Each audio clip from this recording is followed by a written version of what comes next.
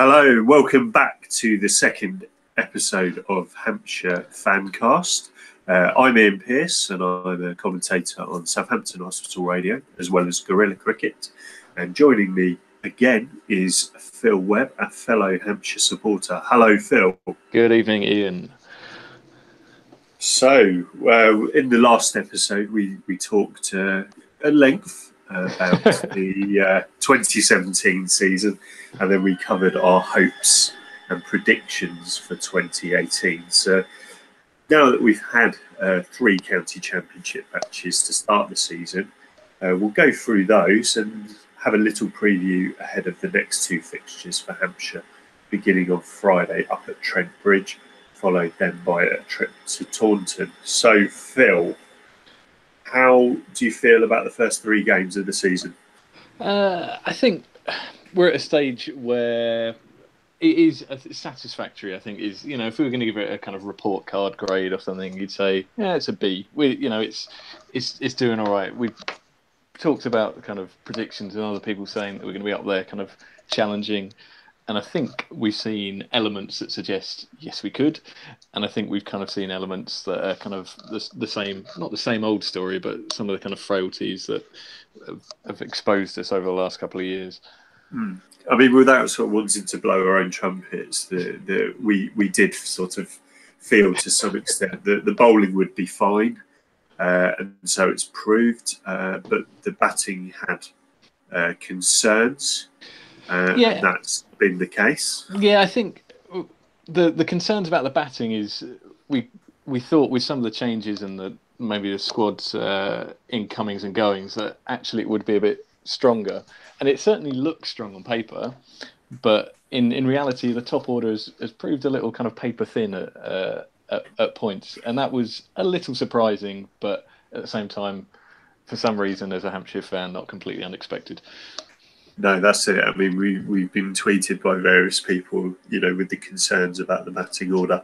I think what has been encouraging is that the steps that were taken in the winter to improve the batting lineup have worked. In that Sam Northeast has got himself, after 4 innings, his first century for Hampshire, which is great news. But obviously that was disappointed by a few days later, him breaking his finger in fielding practice.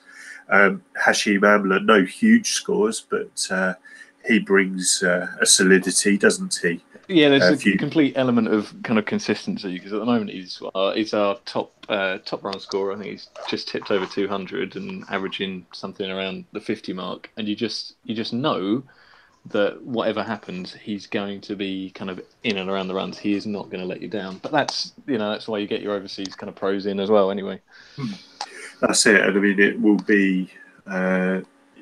We need to make the most of him whilst he's here. Of course, he's just here for half the season, so he's doing his bit. It'd be interesting to see what kind of a gap that leaves. I think you're just about to say, and we're going to think about some of the team lineup later on.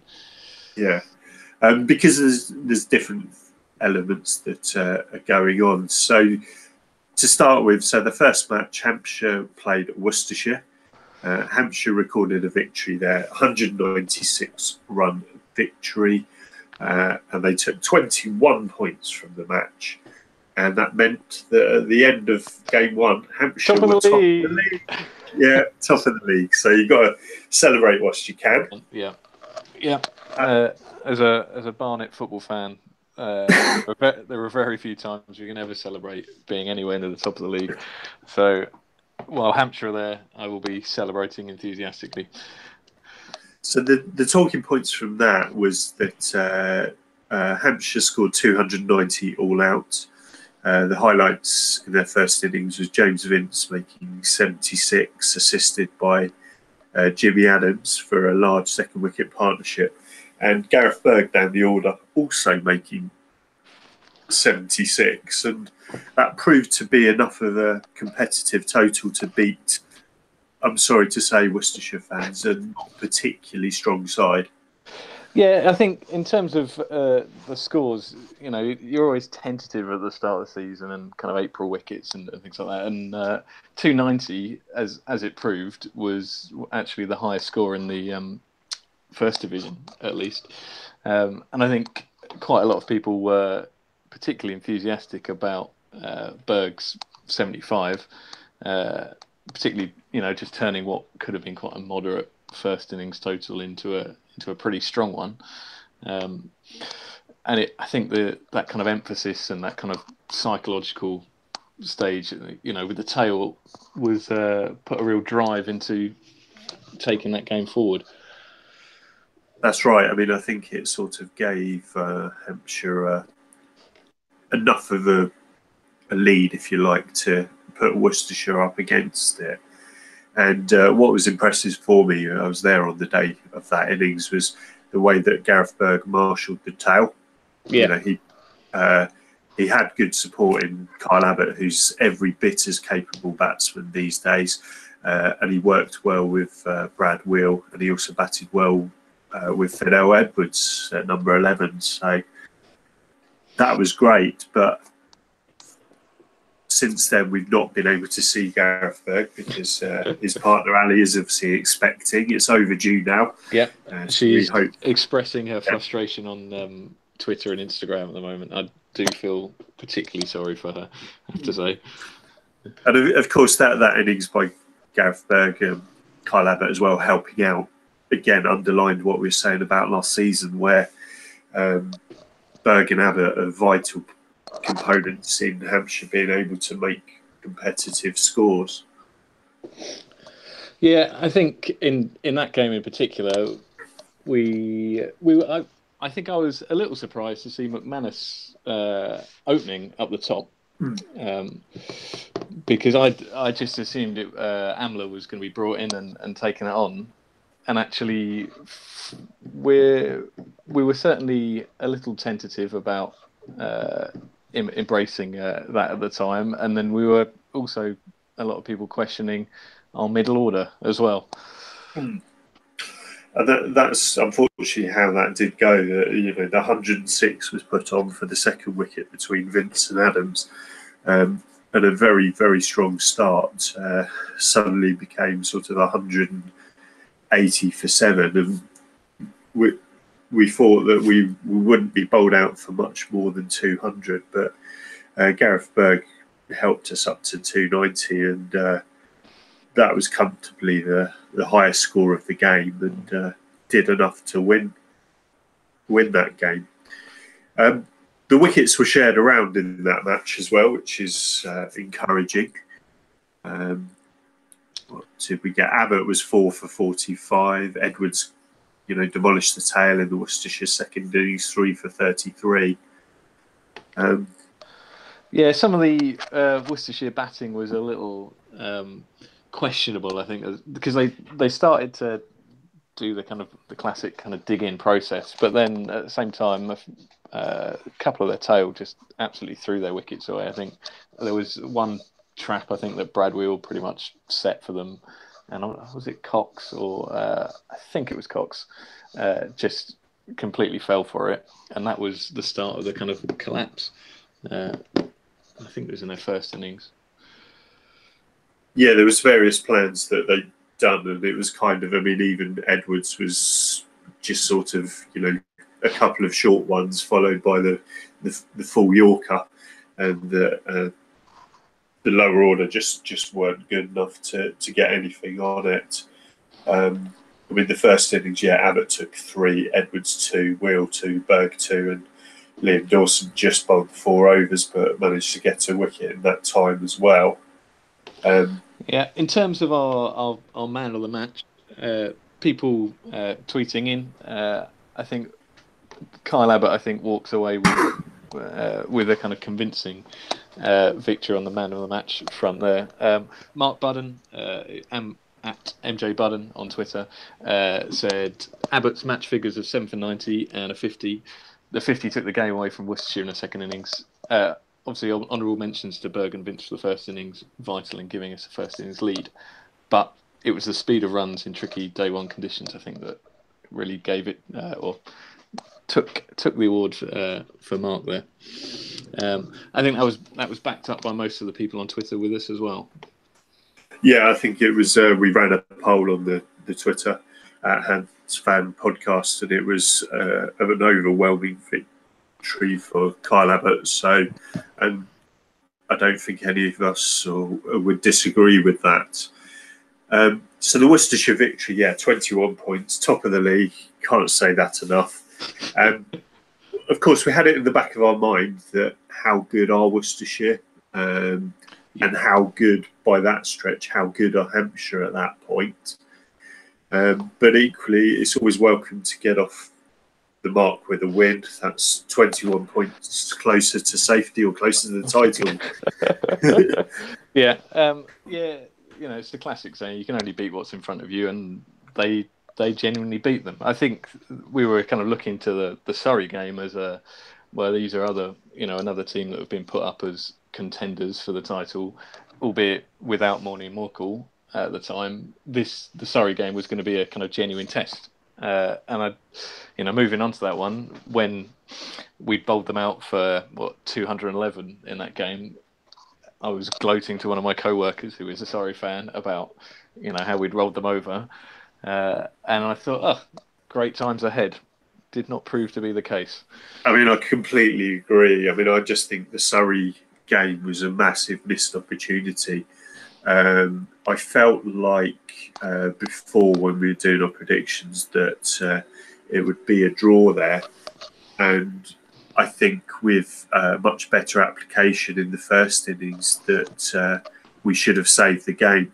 Because if you think about it, with North East Heroics on the final day, the finish didn't come till about an hour and a half from the close of play. So if you think about if we'd batted in the first innings for an extra hour and a half or so, which should have been very achievable, that would have been enough to make the game safe. So as it was, we shot out Surrey. I was there on that day. It was a boiling hot day, and I just felt that there was a lead there for the taking. Yeah, but we fell, 50 or so? 50, 60 runs short in the first innings. Sam Curran and Ricky Clark picked up I think they pretty much matched each other like for like with their bowling figures. Was it 4 for 39? Yeah, 4 for 39, both of them, yeah. And then Surrey go into bat again and come on to 407. They ended up declaring on 9 wickets. Ollie Pope got a century. He's very highly rated, and I think has continued to score well this season as well. Yeah, I mean, he looked good, but it was one of those innings where, again, Surrey got the best of the conditions to bat, and because they started that second innings well, they already had the 64-run lead behind them. They were kind of not as pressurised runs as perhaps Hampshire got in the first match. So they had like that little bit of belief and balance behind them, because them being shot out for 211, them managing to get Hampshire out for 147, missing Morning Morkel, missing Tom Curran, missing Gareth Batty. They must have thought that they'd gone out of jail a bit there. Yeah, where we'd got right into the tail pretty quickly in that first one, where I think the last 6 wickets went for 24 odd. Where Surrey have got Dern back in at 9, you think, well, that's quite a weak tail. We just didn't get through it quick enough the second time round. Obviously, they're playing with more confidence and, coming with that first innings lead as well. Just, confidence breeds confidence, doesn't it? The field spreads, etc., etc., that kind of thing. Or we're bowling like wicket-taking deliveries, but it's kind of breaking through, catches go down, pressure's on, that kind of thing. That's right, because I mean, a lot of it was that Hampshire, and only getting 147, that meant that the game moved forward very quickly, and Surrey gave Hampshire a total. Well, it was a normal total of 470 odd, that they had plenty of time to take 10 Hampshire wickets, which, normally Surrey struggled to do that, or any team struggled to do that at the Oval. And by only getting 147, we gave them enough time to see the job home. Yeah, I did wonder about the Oval pitch to the extent that, although it was boiling that weekend, how much rain had perhaps fallen. Because I think a couple of Verdi's deliveries, there seemed to be a bit of the bounce or lack of bounce on one of them was pretty impressive. I don't know because you're actually there, what your perspective was, but I was enjoying on the live stream, which was a fantastic thing, actually, I have to say. I wish Hampshire would start doing that. Yeah, a lot of the Verdi deliveries, that the one that dismissed James Vince, the one that dismissed Hashim Amla, I forget which way round it was, but there was one that kept really low. That was a case of it hitting some footmarks that had been left, and I think it was Vince's dismissal that he just couldn't get the bat down in time. To some extent, it was a pitch that got better as the game wore on, which you can see by the scores. Surrey second innings 407, Hampshire 332, which is, whilst in a losing cause, is not a bad effort batting fourth. Yeah, I think I read somewhere that actually out of all the 16 counties that batted twice over that weekend, 13 of them increased their total in the second innings. So I imagine with that, the heat, the conditions are drying up across the country. I think one of the real positives, and we alluded to earlier, is Sam Northeast's century in the fourth innings. That was his 9th championship century since the start of 2016, and no batsman had posted more in that time. And I think, even though we hadn't really seen the best of it in the Worcestershire game, I think he got 4 and 17 in that one. This is a glimpse of, the player that we have brought on board here that hopefully is going to be, a stalwart for years to come. If he doesn't get called up by England in that time. That's right. I mean, he started with 3 low scores, so everyone's not saying it out loud, but we're possibly thinking, is he quite up to Division 1 or whatever? But he answered that emphatically. 129. It's very easy when you're so far behind in the game, 4th innings, to just give it away, or just think, this game's gone, and just move on to the next one. They tried to take it as deep as possible. And that's where I feel frustrated that it was a missed opportunity, because I feel with even a slightly more competent first innings from Hampshire that a draw was there, and that would have put Hampshire in a strong position. The one of the other positives, I think, in some sense, even though we're missing Berg in the Surrey game, was seeing Chris Wood back, because that was the first time in the side for 2 years in the county championship, I think. That's right. Yeah, he hadn't played since Yorkshire, which was early 2016, and he got his chance because of Gareth Berg missing through paternity. And the thing that was good for Chris Wood was that he got Elgar out both times. Dean Elgar, South African overseas player for Surrey. And his 1 wicket, which we'll come on to in the Essex game, was Alistair Cook. So it's quite handy at getting the good players out. Yeah, that's what we need. That is what we need. So we were left. I'm not sure where we ended up in the table after the second game, but somewhere in the middle, I suspect. We dropped to 3rd at that point.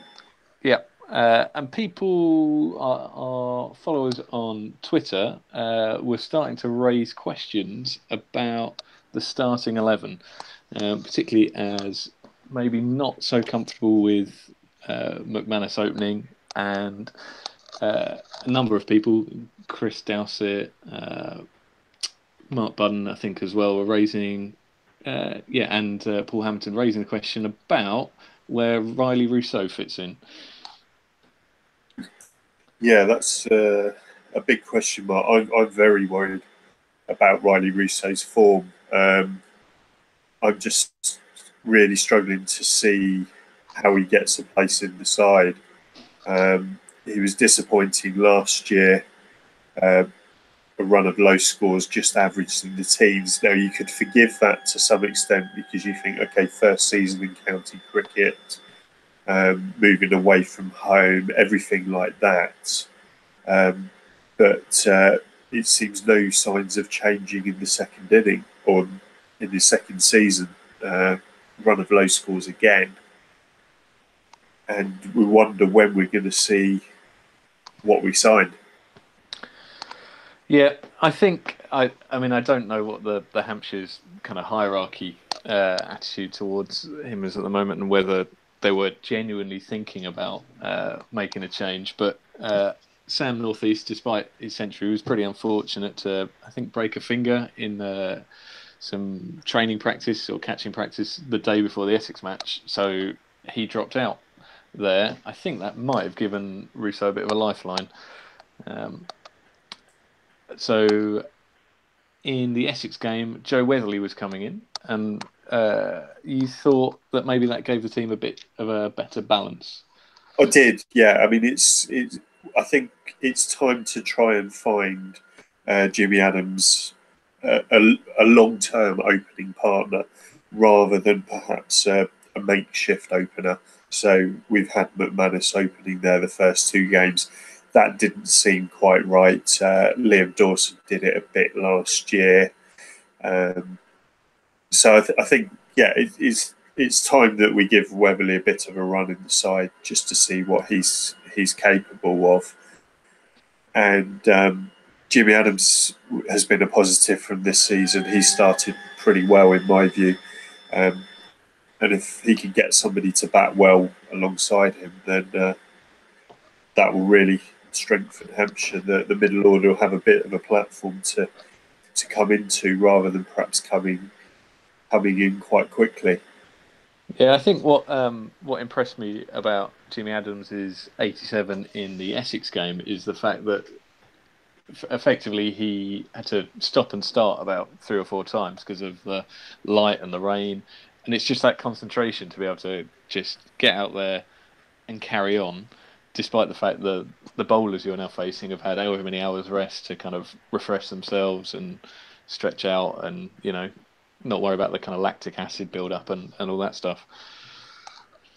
Absolutely. I mean, it was absolutely horrible conditions to be playing cricket in, whether you were fielding or whether you were batting. And Jimmy Adams, matched the champions, which Essex were. Jamie Porter, last season's Division 1 leading wicket taker, a class performer in Peter Siddle. Sam Cook looked very useful. So it was great to see that Jimmy Adams, in his changed stance over the winter, he bats quite similar now to that other veteran of the West Indies and Lancashire, Shiv Narayan Chanderpaul.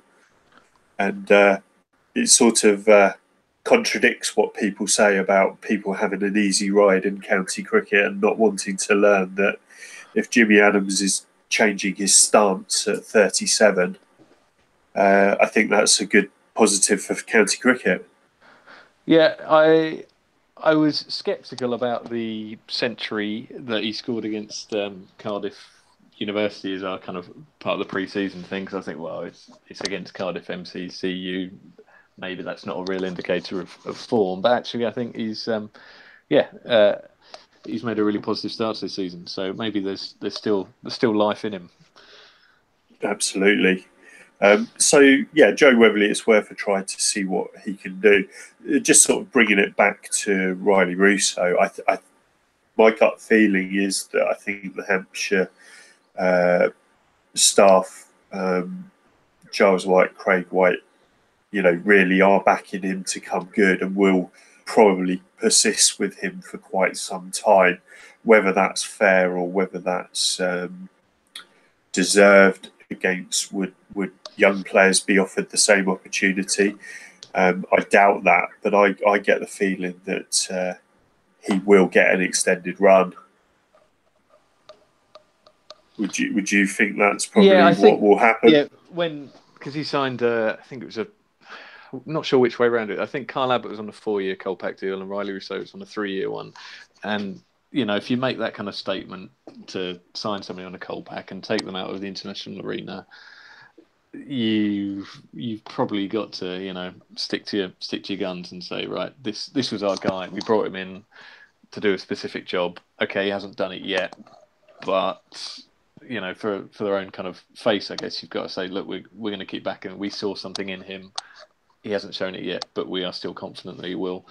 Whether I don't know whether it's he needs to kind of tame his style. Maybe he is more of a 50 over, 20 over player, but if he is, well, we don't need to play him in the Championship, but maybe give one of our more kind of stable kind of builders the chance. I mean, I almost thought in the Essex game that was almost an ideal situation for him, given that the game was always going to be heading for a draw at the point that he came in.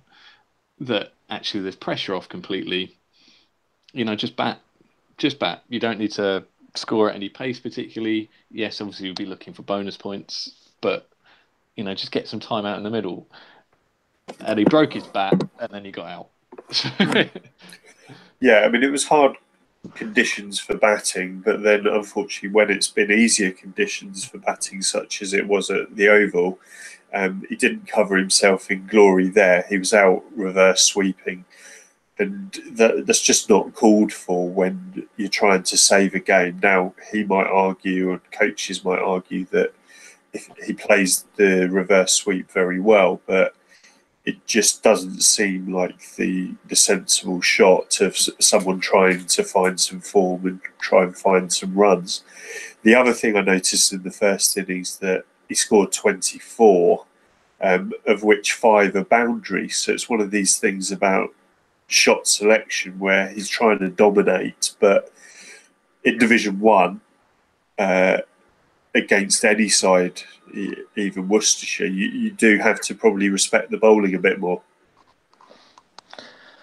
Yeah, I mean, I can see him still starting in the next couple of games. I think, unless they're going to make some brave calls, I think he's still the man. I don't know what the scheduled recovery time for a broken finger is for Sam Northeast either, but I think they're probably going to stick with the same lineup. I would think so too. Yeah, I think that they will persevere with Rousseau, and Wembley's just had the one game. That does bring a better balance to the side, I think. So the only change that will perhaps come into play will be more with the bowling, which will be Gareth Berg, you would think, as soon as he's available. He'd certainly be on my first 11. And it would be a question of which bowler makes way there. It could be Wood as last in, first out, or it could perhaps be Brad Wheel.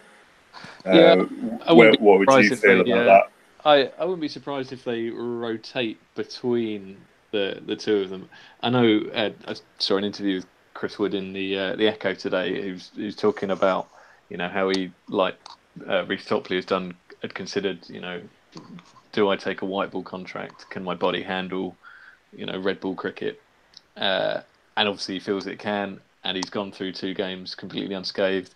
He said that he's remodelled his bowling action over the winter, and feels ready for red ball cricket. So while confidence and fitness is there, I think I might be tempted to go for him over Wheel in the next game. I think I would too, just on the fact of he's a left armer, so it just gives that variety. Brad Wheel at times maybe bowls a bit too short, but he's got time on his side, and leaving him out for a game wouldn't hurt. The question mark would be is, can Chris Wood, or is that the best thing for Chris Wood, for him to play, say, 3-4 day games in as many weeks? But they'll sort of know the best there. But what I did like, as I've already mentioned about Chris Wood, is the fact that he gets good players out, and the left arm variety is probably a good foil to the other bowlers.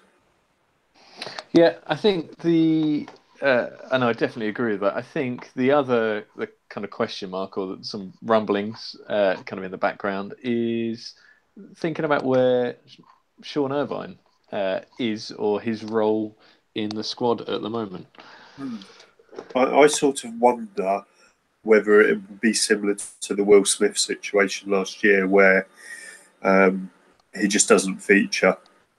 That he's just going to spend his time now in the second 11, and even if he does get runs, such as Will Smith did last year for the twos, that they're thinking, well, you're not really in our plans this summer, and that perhaps like they'll look elsewhere. So obviously they bought Joe Weatherly in when they needed to find a batsman. Will they look to Tom Alsop next, who's also got runs in the twos and probably does deserve another chance? Of course, Irvine did play in the university game and got a big century like Jimmy Adams did. So at least proves that he's in nick. But I wonder if they're just looking to move on from him. Yeah, it's a shame, because he's obviously a great servant for the team and the like. I've definitely enjoyed watching him over the years. Maybe, we'll see him feature relatively heavily in the 50-over competition. Not sure. I mean, interesting in terms of his contribution. I think he still fits the all-rounder bracket. He was bowling less seam last year and doing a bit of spin. I think nobody really came out of last year's averages with huge merit. I think people have been pointing to the fact, well, he averaged over 30 last year, but some of the kind of like breaking that down, he did score one particularly big 200, and then actually over the other 20 innings, he only really averaged over 18, if you look at it like that. So I think it would be unfair to blame all our batting woes on Irvine and then just cast him aside. But maybe some change was needed. I mean, my opinion is I can completely understand why he's not in the side at the minute, but I definitely would keep him in my plans and give him a return if the opportunity comes, because I think he's too good a player to perhaps fail, twice in 2 seasons. Yeah. I think I guess that's one of the other things we're considering as well when Amla goes is, somebody's going to have to fill that gap as well. So there's going to be a need for at least somebody else to come in, whether that be Alsop or whether that be Northeast back from injury, whether Weatherly has made a strong case by that point to continue to open, or whether we go back to McManus opening again if fitness and team balance allows, I guess. Yeah, of course. And there's still, as we talked about before, there's still the possibility that James Vince might go away with England. So, again, that opens up an opportunity for somebody. So, Irvine will be more than ready to step into that shoes if required. And I was concerned about his form last year. I always felt that Sean Irvine's one of the players that seems to get criticised a lot by supporters in previous years, despite scoring runs and taking wickets. But some of the criticism last year was perhaps justified. But I think it would be foolish to write him off too soon. Well, that pretty much has sums up quite a few of the recurring kind of themes from that first three matches. I mean, in terms of the Essex match itself, we haven't really said too much about the result because it almost didn't feel like much of a match. No, it's a very much a non-event. I was down at the ground on Friday and Saturday, and I think I saw 60 overs over the two combined days. Spent most of the time waiting for rain to clear or for it to get bright again, which was just never going to happen. But I thought there was plenty of positives from the game. The match was drawn. Hampshire reached 351 for 7 declared. And then Essex had a bat and were 300 for 6 declared. So Hampshire took 11 points from that and meant that they stayed in third place. Positives, as we talked about earlier, Jimmy Adams, 87, Hashim Amla, 52. And again, it was the sort of day where we're saying at the Oval where you had 200 all out. Felt like very low. I think 351 for 7 in conditions where you wouldn't have been surprised if somebody had been shot out for 100. Yeah. I think the other positive about our one innings that we had was also the kind of added impetus that once again Kyle Abbott gave when he came in, just to tick us over for that extra batting point as well. That's right. Yeah, it was sort of one of those things where I was listening to the commentary on that fourth morning, and everyone seemed to think that the fourth point would be beyond us. But Abbott did the job, and it also prevented Essex from getting a third bowling point. So it was good. Yeah, I thought 11 points out of a game that had barely much more than 2 days full play. If you total up the overs, 11 points is a decent haul, and bearing in mind what happened last year against Essex and the champions, I think, you'd probably take 11 points every time. Yeah. So 1 win, 1 draw, 1 loss. I think we're in a relatively good position, but what have we got coming up next? Okay, so we've got Nottinghamshire at Trent Bridge starting this Friday, the 4th, and then the following week we go to Taunton to play Somerset.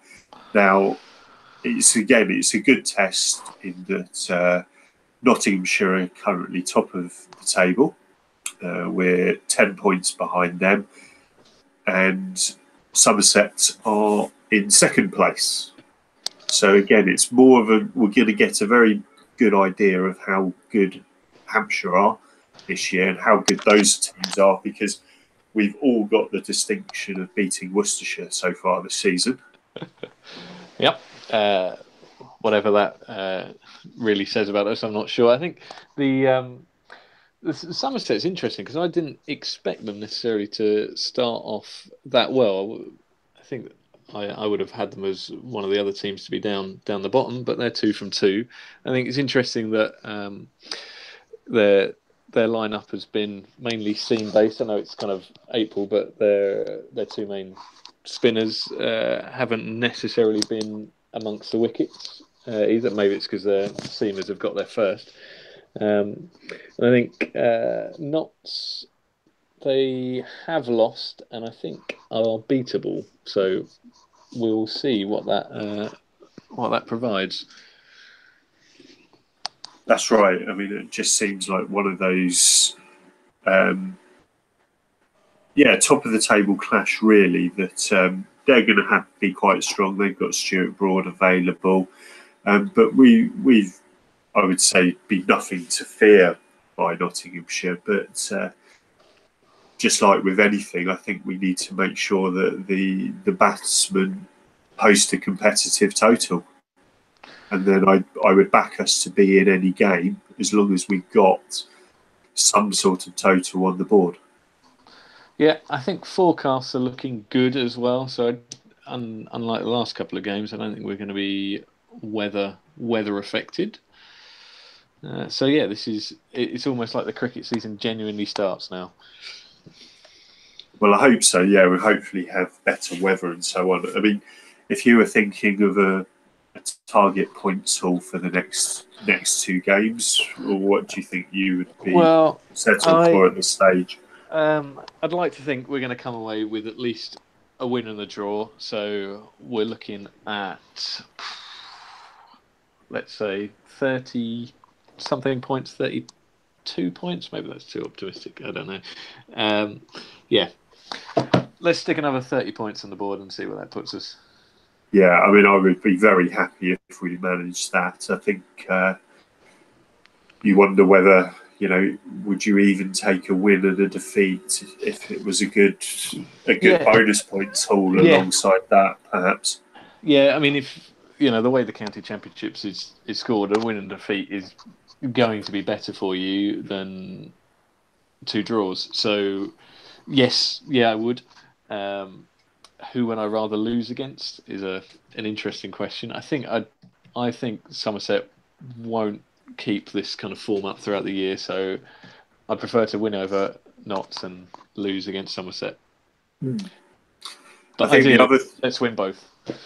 Oh yes, of course. I mean, I think the other thing that's important to note that even at this early stage, we're 17 points clear of Lancashire, who sit in 7th place, and a lot further, a whole 25 points clear of Worcestershire.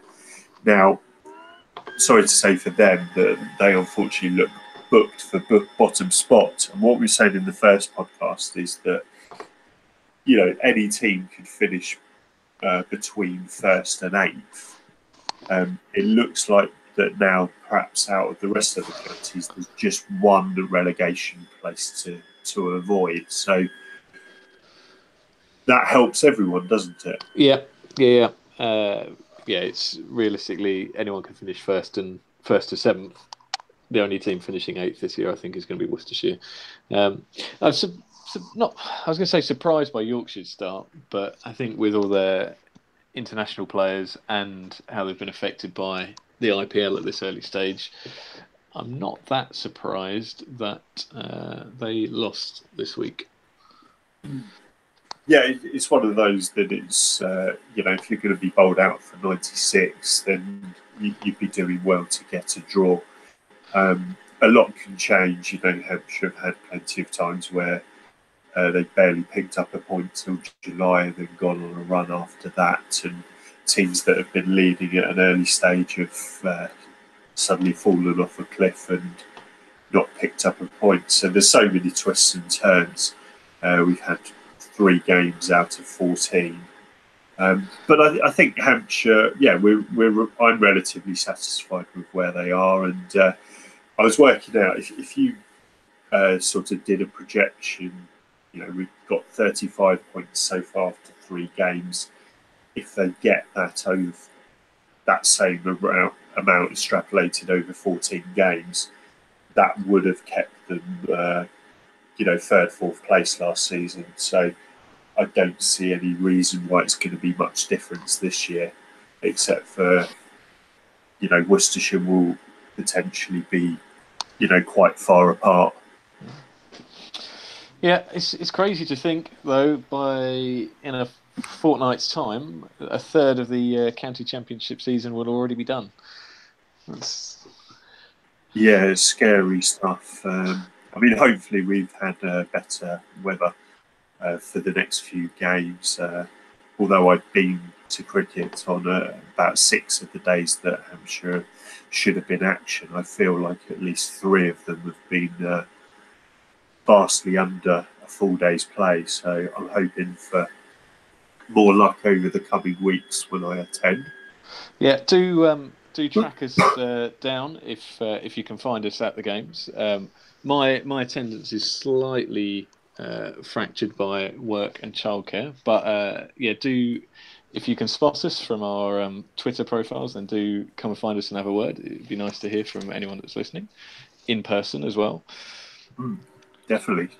Yeah, we're always welcome to feedback, and we're pleased with the feedback we received on the first podcast, and we've made hopefully a few improvements on this one. But further feedback is always welcome. So if you do want to get in, I was going to say, yeah, if you do want to get in contact with us, having listened, our collective Twitter is at Hants Fan Podcast. But if you want to get hold of me personally, I am at Mr. Webb, but the E in Webb is a 3. And Ian, you are? I am at Ian Pearce 100. That's obviously all one word. And at Hants Fan Podcast. If you want to tweet us during the game, or outside of that, to make suggestions or just talk about team selection or anything else that's going on with Hampshire cricket, then you're very welcome to do so. But I think that's brings us to the end of our second episode. So yeah, that pretty much wraps things up. We're planning our next episode around Tuesday, 15th of May, at the conclusion of the Notts and Somerset games.